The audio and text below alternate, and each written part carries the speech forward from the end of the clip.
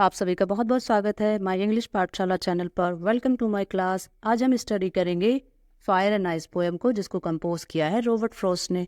इस पोएम में पोएट बताते हैं कि यदि कभी संसार का एंड होना होगा तो इसके दो ही कारण हो सकते हैं, एक फायर के कारण और दूसरा आइस के कारण। पोएट ने यहाँ फायर को डिजायर यानी इच्छा के साथ कंपेयर किया है, तुलना की है, और आइस को हेट यानी नफरत के साथ तुलना की है। आप सोच रहे होंगे कि डिजायर से संसार का एंड कैसे हो सकता है, तो इसे एक एग्जाम्पल से समझ सकते हैं। जैसे जो आतंकवादी लोग होते हैं, उनकी इच्छा है कि वो पूरे संसार में आतंक फैलाकर राज करें। तो सोचिए, यदि ऐसे लोगों की इच्छाएं पूरी होने लगे तो संसार का अंत तो ऐसी डिजायर से, ऐसी इच्छा से हो ही जाएगा। ऐसे ही हेट यानी नफरत भी संसार के अंत का कारण बन सकती है। इसे हम अपने आसपास के उदाहरणों से ही समझ सकते हैं।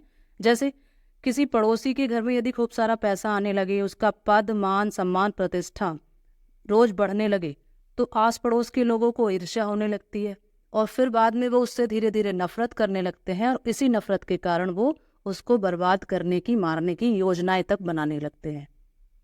तो सोचिए, यदि समाज में ऐसे लोगों की संख्या बढ़ती चली जाए जो सबसे नफरत करते हैं, तो संसार का अंत तो नफरत से हो ही सकता है। तो पोएट यही बताने की कोशिश इस पोएम में कर रहे हैं। तो चलिए स्टडी करते हैं अपनी पोयम। बस एक बात ध्यान में रखिएगा कि यहाँ पर फायर यानी पोएट बोल रहे हैं डिजायर को, और आइस कह रहे हैं हेट को। तो चलिए देखते हैं। Some say the world will end in fire, some say in ice. कुछ लोग ये कहते हैं कि संसार का जो एंड है वो फायर यानी डिजायर से हो जाएगा, इच्छा से हो जाएगा, और सम सेज इन आइस। और कुछ लोग ये कहते हैं कि संसार का अंत तो आइस यानी हेट से, नफरत के कारण हो जाएगा।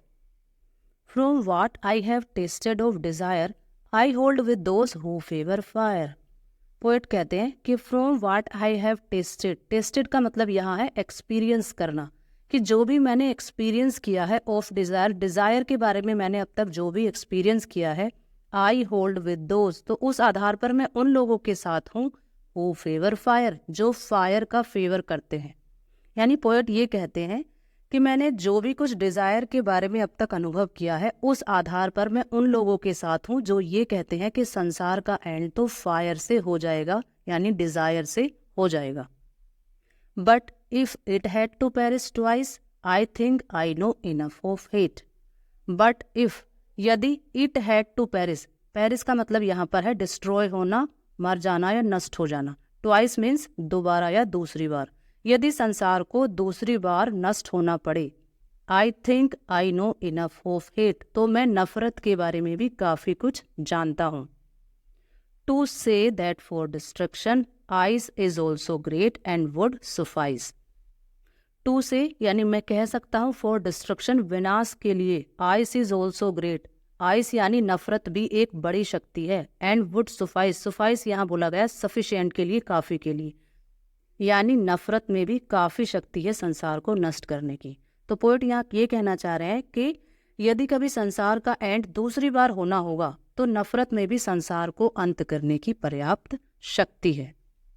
तो ये पोएम हमारी यहाँ पर कंप्लीट हो जाती है। इसमें बस आपको ये ध्यान रखना है कि यहाँ पर जो फायर है वो सिंबल है डिजायर का, और आइस सिंबल है हेट्रेड यानी नफरत का। अब देखते हैं कुछ इसके इंपॉर्टेंट MCQs को, जिसके आंसर आप कमेंट सेक्शन में दीजिएगा और अपनी नॉलेज को चेक करिएगा। Question number 1, who is the poet of this poem? इस पोएम के कवि कौन है? लेस्ले नॉरिस या B Robert Frost? What does the poet compare fire with? कवि ने आग की तुलना किससे की है? A desire, B hatred. What is the meaning of the perish? Perish word का मीनिंग क्या है? ए ब्लूम, बी राइस या D die. What does ice symbolize? Ice किसका सिंबल है? ए वायलेंट डिजायर या बी हेट्रेड या C both of these.